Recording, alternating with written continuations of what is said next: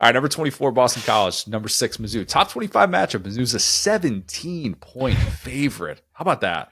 We've got like 3 total top 25 matchups, and one of them is 3 points, or is a three score spread, just to show you how different this is than the NFL. Why is Boston College ranked, Cotter? Why is Boston College ranked? Well, Boston College is ranked because a certain Florida State team could not stay on the field with them. Correct. That's that much we know. We all saw. Never play on Monday night. You know, we talk about like Brian Kelly shouldn't play Sunday night games. No favorite should ever play on Monday night. Just don't do it. If you think you have a favorable matchup, you're going to lose it. That's just how it works out. All right. The over-under I have, 40.5 Mizzou rushing yards. That's what Boston College is allowing so far this year. Part of that, Florida State. Yeah, very much. Go figure. Jeff Hafley leaves for the Packers. In steps in Bill O'Brien, offensive-minded Bill O'Brien, allegedly. He hires a DC in Tim Lewis, who hasn't been in college football in 30 years. And yeah, it's early, but suddenly it looks like BC kind of has a solid defense, which is, you know, I think newsworthy for those that have followed that program in recent memory.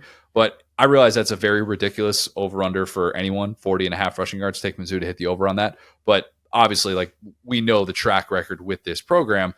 If you kind of go back and look at the instances in which they've been stymied, they've been few and far between. 2020 Georgia, 2020 Florida, they held Mizzou under that 40.5 rushing yards.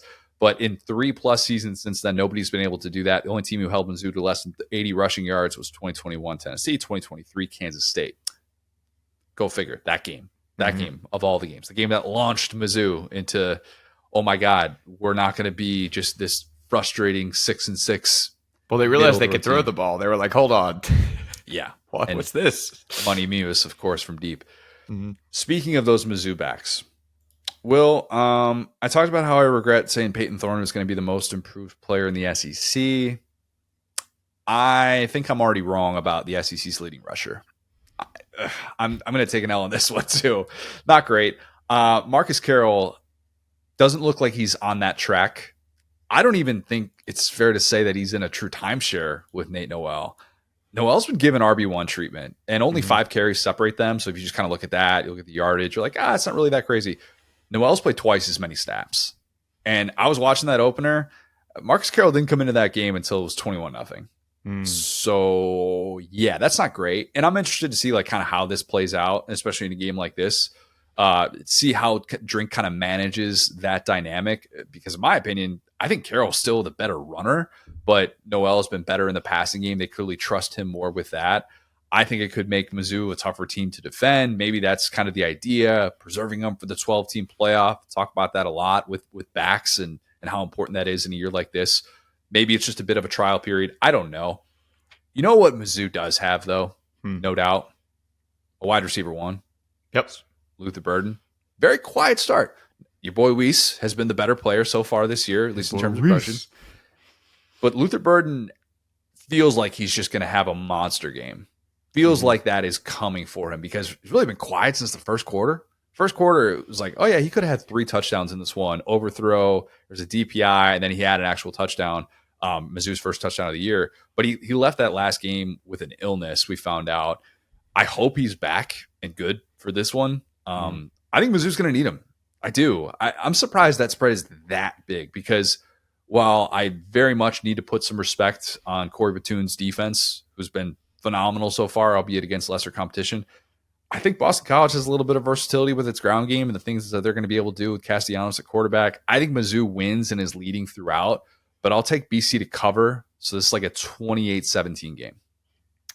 Yeah, that makes a ton of sense. I mean, when you think about it, like as you explained that, it's pretty funny, right? Because it's like, okay, you know, RG3 / like Georgia fans, you guys kind of have this open-ended like, well, Mizzou can't get Luther Burden involved correctly.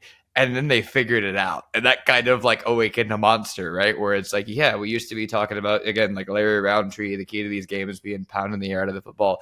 And it's like everyone kind of dared Drink to figure this out. And then he did it. And now it's like, well, now this is a problem for you guys. So you got what you asked for. And same deal here. You know, this is a lot more of a, you know, 2-dimensional, or maybe if we get, you know, Brady Cook Vic, maybe it's 3-dimensional. We've seen that happen before. So point being, you know, this offense can hurt you in a couple of different ways. And yeah, this Boston College situation, super fascinating. I mean, this is something that can only exist in 2024, right? Where you got Bill O'Brien kind of bailing on his team in Ohio State because the other coach just decided these kids were getting paid too much money and he left. And then, you got Tommy Castellanos from UCF, who was like pretty solid, but lost the QB battle because Gus is now at UCF and mismanaged that. Yeah. And so it's like just all of this coming together is so interesting. And it's like, so yeah, point being, I think Mizzou, like I hate to say this diminutively, but I'm stoked for Boston College and their fan base should be stoked. But Mizzou just feels like they're kind of farther along in this process of rebuilding. And it's awesome what Boston College has done in kind of a short